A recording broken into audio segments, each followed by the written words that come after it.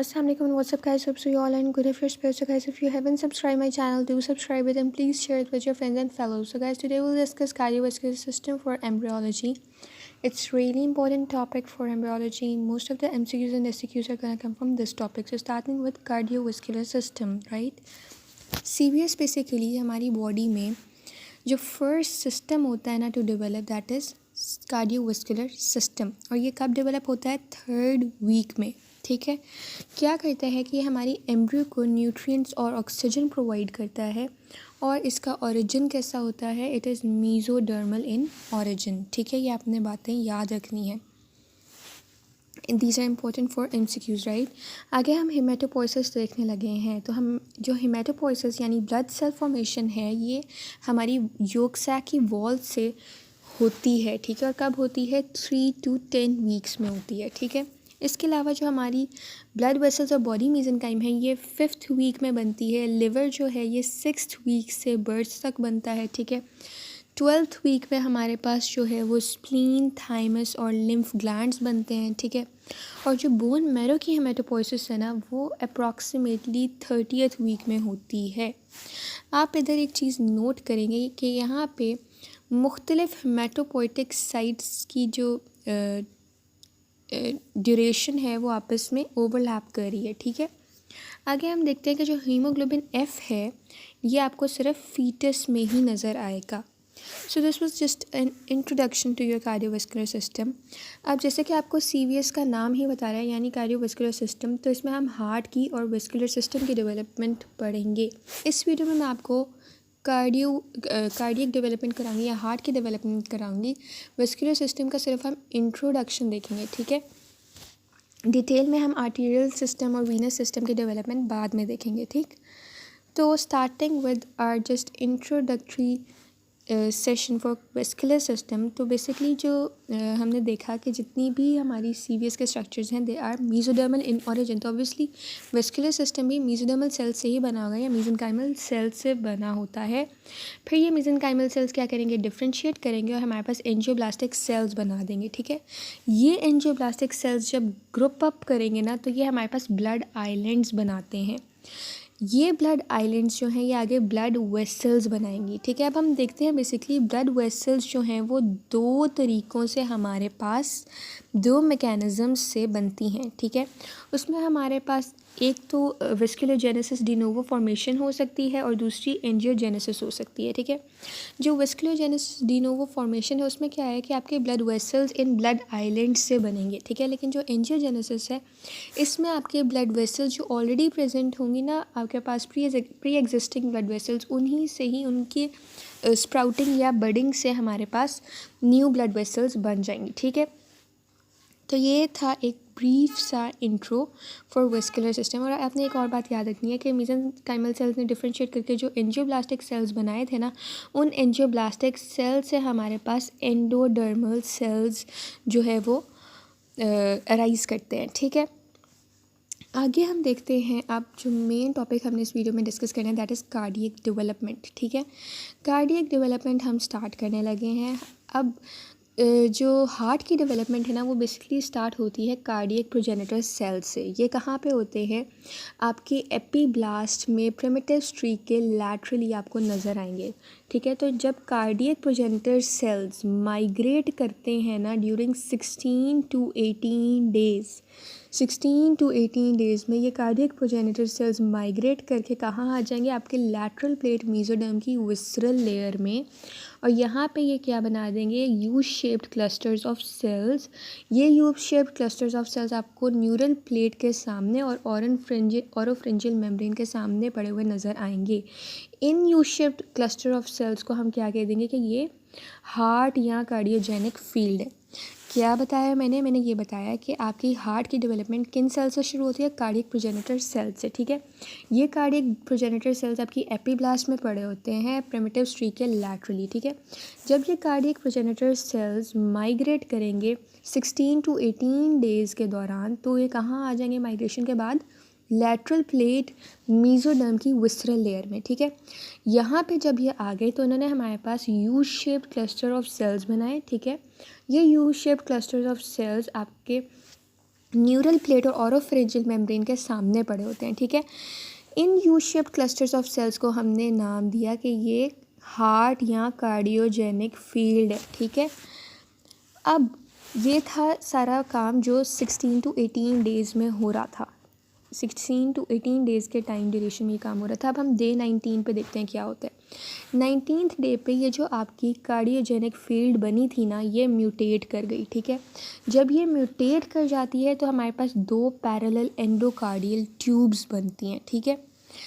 अब हमारी जो पेरिकार्डियल कैविटी है वो किस तरह बनती है, हम वो देखते हैं। डे 19 पे एक तो हमने देखा कि 2 पैरेलल एंडोकार्डियल ट्यूब्स बनी जब हमारे पास कार्डियोजेनिक फील्ड ने म्यूटेट किया। उसके बाद एक और चीज़ बनती है, वो है पेरिकार्डियल कैविटी। वो बनती है जब आपके लैटरल प्लेट मेसोडर्म से जो इंट्रा एम्ब्रियोनिक सीलोम डिराइव हुआ है ना, उसने हमारे पास पेरिकार्डियल कैविटी बनानी है, ठीक है। इस पेरिकार्डियल कैविटी में आके हार्ट ने इन्वेजिनेट करना है, ठीक है। और इस पेरिकार्डियल कैविटी में जब वो इन्वेजिनेट करेगी तो उसको सस्पेंड करने के लिए हमारे पास जो स्ट्रक्चर है वो मेजेंट्री है, और उस मेजेंट्री को हम कह देंगे कि ये डोर्सल मेसोकार्डियम है, ठीक है, जो हार्ट को सस्पेंडेड रखती है with in the pericardial cavity, ठीक है। बाद में क्या होता है कि ये जो आपके पास डोर्सल मेसोकार्डियम है ये रप्चर कर जाएगी और हमारे पास ट्रांसवर्स साइनस ऑफ पेरिकार्डियम बना देगी, ठीक है। अब ये सारा काम हो रहा था ड्यूरिंग डे 19, ठीक है। डे 16 और 18 में हमने देखा माइग्रेशन हुई कार्डियक प्रोजेनिटर सेल्स की और किस तरह से हमारे पास हार्ट या कार्डियोजेनिक फील्ड बनी। डे 19 में हमने देखा कि हमारे पास किस तरह से हार्ट जो है वो पेरिकार्डियल कैविटी में आता है, किस तरह से एंडोकार्डियल ट्यूब्स बनती हैं, किस तरह से हमारे पास ट्रांसवर्स साइनस ऑफ पेरिकार्डियम बनती है, डोर्सल मेसोकार्डियम वगैरह सब हमने देख लिया। अब हम आते हैं डे 21 पे। डे 21 पे क्या होता है कि हमारी जो एम्ब्रियो है उसकी फोल्डिंग होती है, ठीक है। जब एम्ब्रियो फोल्ड करेगा ना तो आपकी जो दोनों एंडोकार्डियल ट्यूब्स डे 19 में बनी थी वो क्या करेंगी, अब ये मिड लाइन में आके आपस में फ्यूज़ करेंगी। जब ये फ्यूज़ करेंगी तो हमारे पास एक प्रिमिटिव हार्ट ट्यूब बन जाएगी, ठीक है। और इसके बाद क्या होता है कि आपका हार्ट और जो आपकी पेरिकार्डियल कैविटी है वो आपके सर्वाइकल रीजन से नीचे थॉरेक्स में एंटर कर जाती है, ठीक है।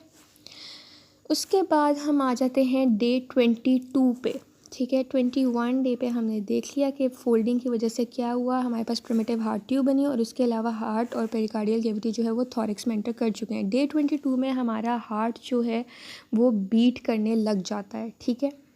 उसके बाद हम देखते हैं कि अब एम्ब्रियो जब 4th वीक में हम आ गए हैं तो 4th वीक में हम क्या देखते हैं कि हमारा हार्ट जो है वो ब्लड पंप करने के इस काबिल हो गया, ठीक है। तो वो पहले ब्लड जो है वो फर्स्ट आयोटिक आर्च के ज़रिए कहाँ पे पंप करेगा, आपके डोर्सल आयोटास की पेयर्स की तरफ वो जो है वो पंप करेगा ब्लड, ठीक है, हार्ट। तो 4th वीक में हमारे पास ब्लड पंपिंग हार्ट की स्टार्ट हो जाती है और फर्स्ट आयोटिक आर्चेस के ज़रिए डोर्सल आयोटा में हार्ट जो है वो ब्लड को पंप कर देता है। ये जो डोर्सल आयोटा है ना, बेसिकली ये आपकी ये जो एंडोकार्डियल ट्यूब्स थी इनकी सिफेलिक हॉर्न्स के साथ कनेक्शन में होती हैं, ठीक है। तो ये आपने बात याद रखनी है, ठीक है।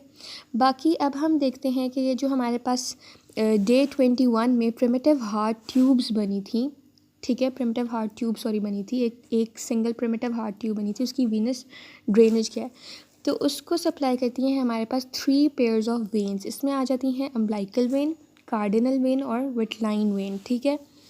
तो यहाँ पे हमने देख लिया। अब हमारा जो एम्ब्रियो है वो 4th वीक में आ चुका है और उसमें ब्लड पंपिंग स्टार्ट हो गई है और कहाँ से कहाँ ब्लड पंप हो रहा है वो हमने सब देख लिया। वीनस ड्रेनेज देख ली हार्ट ट्यूब की। अब हम देखेंगे कार्डियक लूप, ठीक है।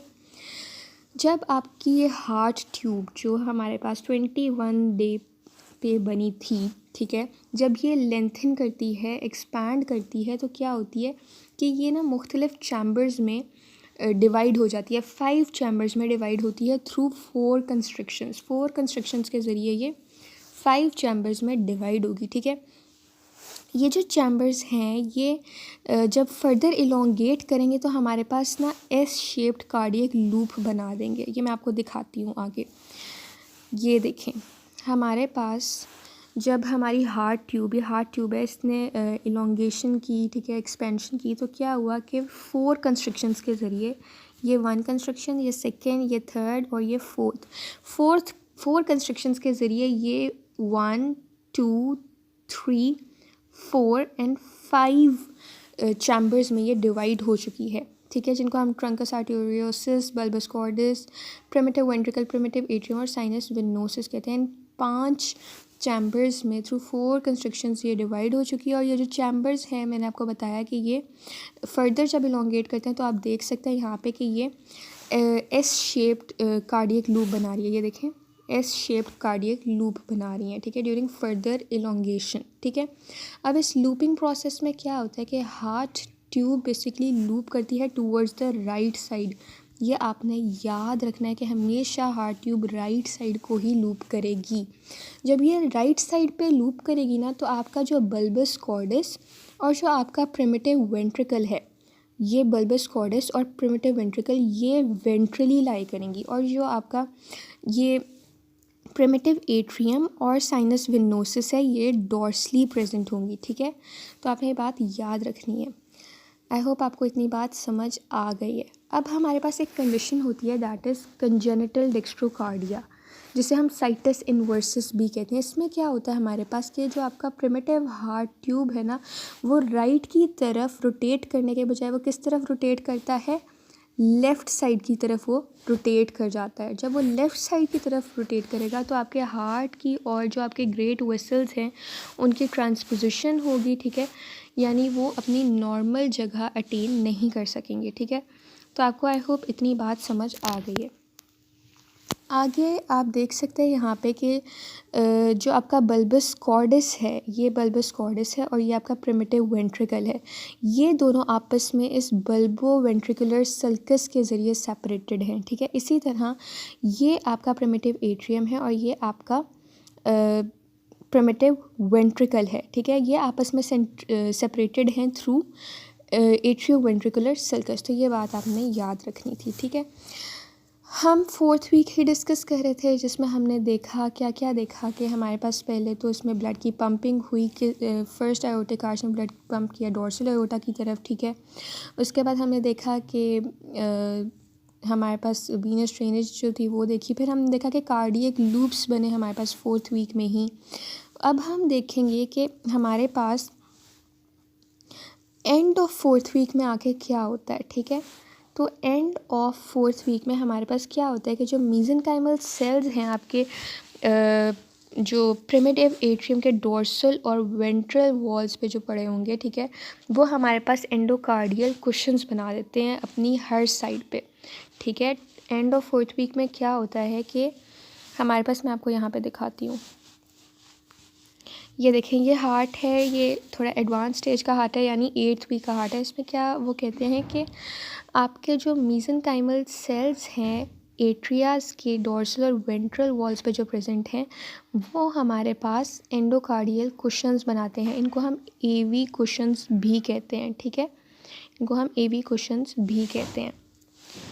तो इस तरह से हमारे पास एंड ऑफ 4th वीक में एंडोकार्डियल कुशन्स बन गई। अब जब एंडोकार्डियल कुशन्स बन गई ना on each side of heart, यहाँ देखें हार्ट की दोनों साइड्स पे आपको एंडोकार्डियल कुशन्स, ये भी एंडोकार्डियल कुशन्स, ये भी एंडोकार्डियल कुशन्स, तो हार्ट की दोनों साइड्स पे आपको एंडोकार्डियल कुशन्स जो हैं वो नज़र आ रही हैं। ये जो एंडोकार्डियल कुशन्स हैं हमारे पास, अब हम देखते हैं क्या, तो कहाँ चला गया, हाँ जी। अब हमारे पास 2 एंडोकार्डियल कुशन्स जो हैं हार्ट की दोनों साइड्स पे, ठीक है, एट्रियस की दोनों साइड्स पे, कि हमारे पास फ्यूचर में एवी वॉल्स बनाएंगी, ठीक है। जब ये एंडोकार्डियल कुशन्स साइज़ में इंक्रीज़ करती हैं, ठीक है, तो क्या करती हैं, एक दूसरे को अप्रोच करके फ्यूज़ कर जाती हैं और हमारे पास एक सेप्टम बनाती हैं, ठीक है। ये सेप्टम जब डिवाइड करता है ना, तो हमारे पास एट्रियो वेंट्रिकुलर कैनाल्स बनती हैं, एवी कैनाल्स बनती हैं, और ये एवी कैनाल्स फर्दर राइट और लेफ़्ट हमारे पास एवी कैनाल बनाती हैं, ठीक है। अब हम देखेंगे इस एवी कैनाल से रिलेटेड कुछ क्लिनिकल कोरिलेट्स, ठीक है।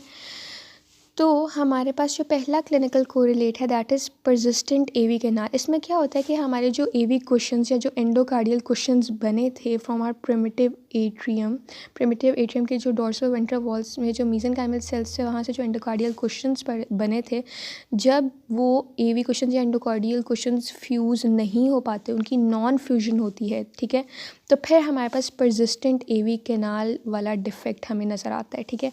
और इस डिफेक्ट को अकम्पनी करती हैं हमारे पास इंटर एट्रियल और इंटरवेंट्रिकुलर सेप्टल डिफेक्ट्स भी, ठीक है। इसके बाद अगला जो डिफेक्ट है दैट इज़ ऑस्टियम प्राइमियम डिफेक्ट। इस डिफेक्ट में हमारे पास क्या होता है कि हमारी जो एवी कुशन्स या एंडोकार्डियल कुशन्स है ना, उनकी पार्शियल फ्यूजन है, ठीक है। यहाँ पे परसिस्टेंट एवी कैनाल में हमारे पास नॉन फ्यूजन है और ऑस्टियम प्राइमियम डिफेक्ट में जो एवी कुशन्स हैं वो पार्शली फ्यूज हैं, ठीक है। और किसके साथ पार्शली फ्यूज है? विद द सेप्टम प्राइमियम, इसलिए हमने इसे कहा है दिस इज़ ऑस्टियम प्राइमियम डिफेक्ट, ठीक है। और ऑस्टियम प्राइमियम डिफेक्ट जो है उसमें ऑस्टियम प्राइमियम कभी भी क्लोज नहीं होता, ठीक है, इट इज़ नेवर क्लोज्ड, ठीक है। उसके बाद जो नेक्स्ट हमारे पास डिफेक्ट है दैट इज़ ट्राइकस्पिड एट्रेशिया। इसमें हमारे पास जो ट्राइकस्पिड वॉल्स है ना, उनका एजेनेसिस या उनके बनने में फेलियर आपको नज़र आएगा, यानी वो नहीं बन पाएंगे, ट्राइकस्पिड वॉल्स जो हैं वो फॉर्म नहीं हो पाएंगी।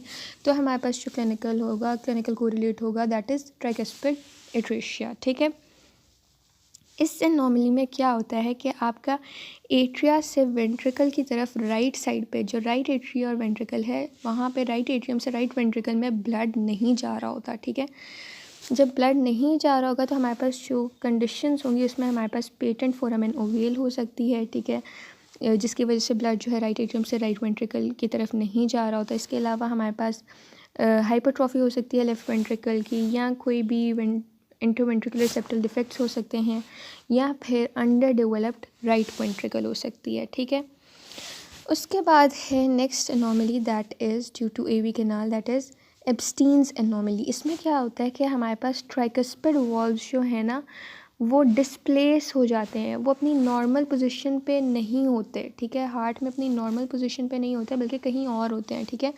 वो आपको राइट वेंट्रिकल में नज़र आएंगे। जब वो आपको राइट वेंट्रिकल में नज़र आएंगे तो आपको क्या नज़र आएगा कि राइट एट्रियम जो है उसकी हाइपरट्रॉफी हो जाएगी और वो इनलार्ज हो जाएगा, ठीक है। जो ट्राइकस्पिड एट्रेशिया था, यहाँ पे ट्राइकस्पिड वॉल की एजेनेसिस हो रही थी या वो बन ही नहीं पा रहा था, ठीक है। यहाँ पे ट्राइकस्पिड वॉल एब्स्टीन्स एनोमली में डिस्प्लेस हो रहा है, अपनी नॉर्मल पोजीशन पे नहीं है, जिसकी वजह से जो राइट एट्रियम है वो इनलार्ज हो जाता है, हाइपरट्रॉफी हो जाता है, ठीक है। और इस कहाँ पे चला जाता है? बेसिकली ये ट्राइकस्पिड वॉल इस एनोमली के केस में राइट वेंट्रिकल में आपको नजर आएगा, ठीक है। आगे हम देखते हैं एट्रियल सेप्टम, ठीक है। तो एट्रियल सेप्टम क्या है? बेसिकली ये हमारे प्रिमिटिव एट्रियाज़ को पार्टीशन करता है, यानी जो राइट और लेफ़्ट प्रिमिटिव एट्रियाज़ है उनको जो सेप्टम पार्टीशन करता है उससे हम कहते हैं कि वो है इंटर एट्रियल सेप्टम, ठीक है। जो आपके पास इनकम्प्लीट सेप्टम प्राइमियम है ना, ये मैं आपको नेक्स्ट वीडियो में डिटेल में कराती हूँ, ठीक है। ओके।